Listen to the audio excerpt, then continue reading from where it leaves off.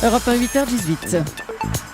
Jean-Marie Le Guen, secrétaire d'État aux relations avec le Parlement, est mon invité tout de suite pour l'interview politique d'Europe 1. Bonjour Jean-Marie Le Guen. Bonjour Thomas Soto. Alors on va parler évidemment de l'affaire Sivins et de ses conséquences. Vous avez peut-être entendu à cette heure Antonin André qui nous disait que pour Ségolène Royal, l'affaire était pliée. Elle ne veut plus de ce chantier, elle ne veut plus de ce barrage. Est-ce que c'est terminé, Sivins ?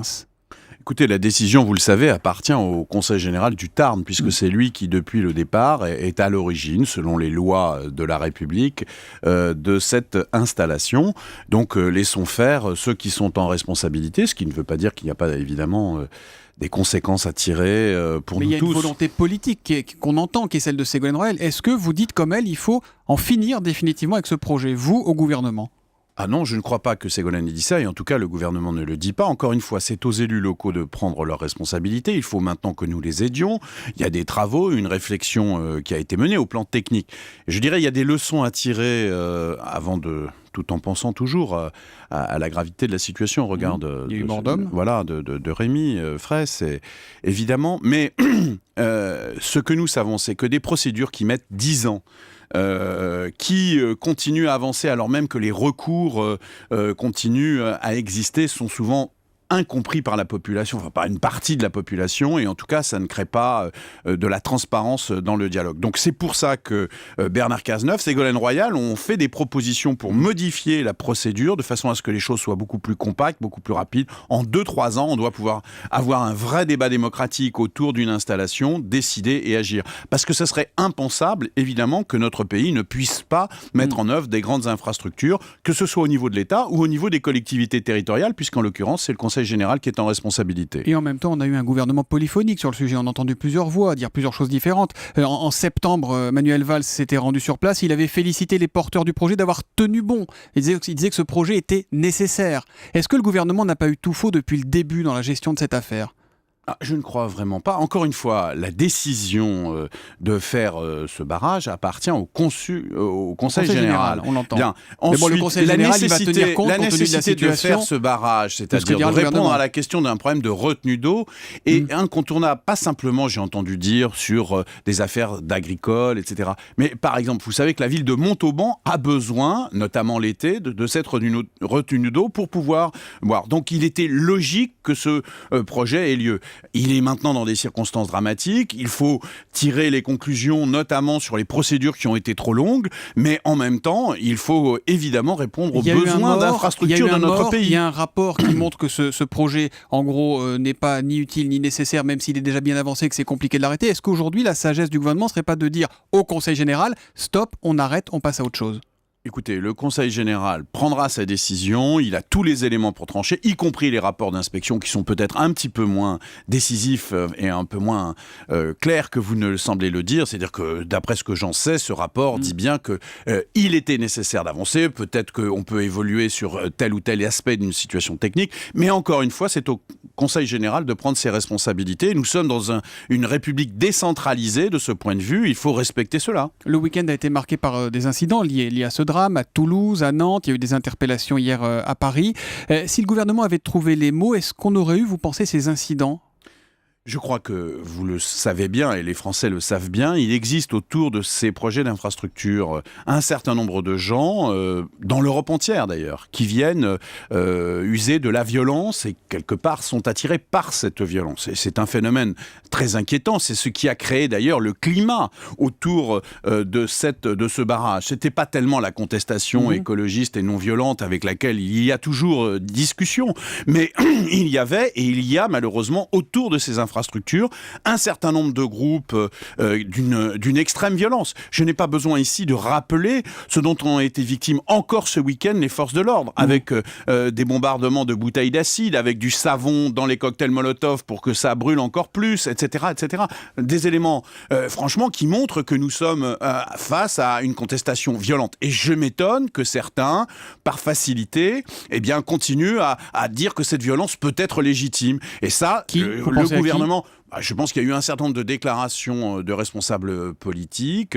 Cécile Duflot, les à Verts. l'extrême gauche, Monsieur Mélenchon encore ce matin, un certain nombre d'écologistes qui ne se rendent pas compte qu'on est dans un état de droit, qu'il faut aller vers un apaisement de la société, qu'il faut améliorer les procédures de discussion. C'est ce que nous faisons, mais qu'il ne faut en aucune façon essayer de faire, de justifier la violence ou de faire en sorte que se mêlent à la fois des représentants non violents qui sont parfaitement légitimes et des groupes violents. Cette forme d'escalade gauchiste est tout à fait dangereuse.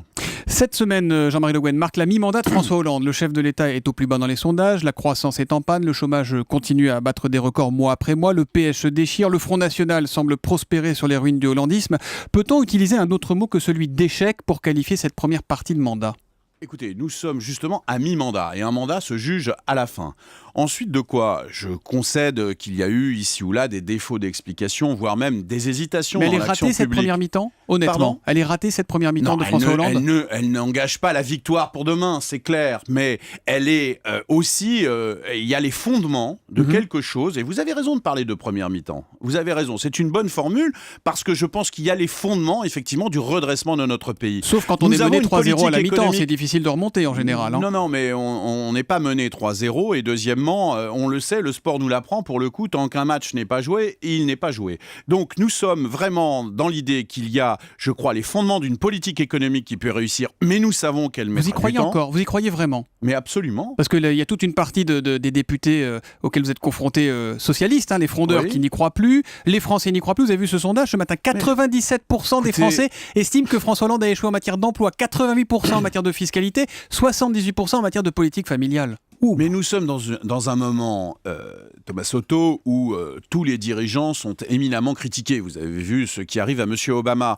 Donc nous sommes dans une période extrêmement difficile, surtout qu'on ne compare pas entre deux politiques, celle de la gauche et celle de la droite. Aujourd'hui, il n'y a que la politique de la gauche qui est exprimée, et d'ailleurs elle est contestée au sein même de la gauche, ce qui fait que notre capacité à expliquer ce que nous faisons, et même à créer de la confiance, est relativement freinée. Mais nous avons conscience de nos insuffisances, voire du défaut de notre système politique dans lequel nous sommes, mais nous savons aussi que ce que nous avons mis en œuvre avec le pacte de responsabilité, avec l'allègement des charges sur les entreprises, ça va donner leurs fruits un peu plus tard. Est-ce que vous pensez que Manuel Valls va supporter encore longtemps François Hollande ? Il se dit qu'il y a de la tension entre les deux hommes. Non, mais ça c'est des commentaires qui n'ont pas lieu d'être. L'action politique et l'engagement politique de Valls et de Hollande sont intimement liés au regard de la gravité de la situation, au regard aussi de la loyauté qui existe entre les deux hommes. Tout le reste, ce sont des spéculations qui n'ont pas lieu d'être. Est-ce que le PS doit changer de nom, comme le dit Manuel Valls ?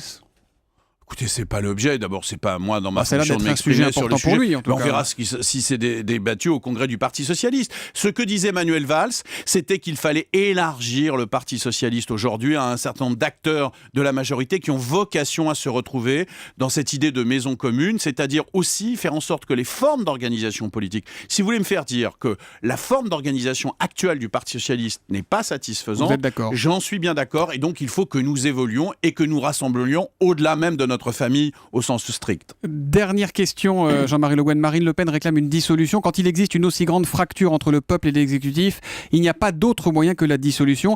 Est-ce qu'aujourd'hui, quand on voit la situation à gauche, au gouvernement, à l'Assemblée, cette dissolution ne serait pas légitime ?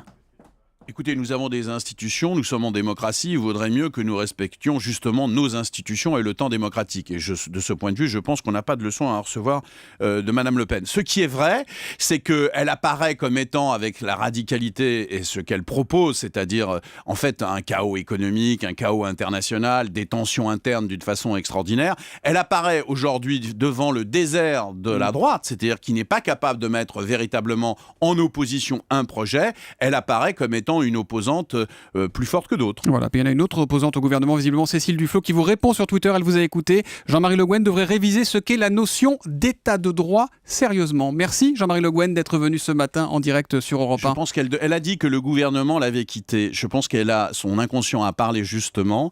Je pense qu'elle a perdu ce qu'elle avait acquis lorsqu'elle était au gouvernement, c'est-à-dire le sens de l'État. Elle n'est plus dans la majorité. Les Verts ne sont plus dans Non, la ce n'est majorité. pas ce que je dis. Je dis qu'un responsable politique, vous savez, les Verts en Allemagne, à un moment, c'était des gauchistes. Et à un autre moment, ils ont été au gouvernement et ils ont été, avec Joschka Fischer, capables de gouverner une nation. Et là, elle a le perdu problème, pied. c'est Elle a que je perdu pied, pense Cécile que Duflot. depuis qu'elle a quitté le gouvernement, elle est en perpétuelle dérive. Elle s'éloigne de ce qu'est la responsabilité de la gestion d'une société aujourd'hui. C'est très dur ces mots que vous avez contre Cécile Non, Duflot. c'est un constat, je le regrette, bien sûr. Merci beaucoup Jean-Marie Le Guen d'être venu ce matin sur Europe 1.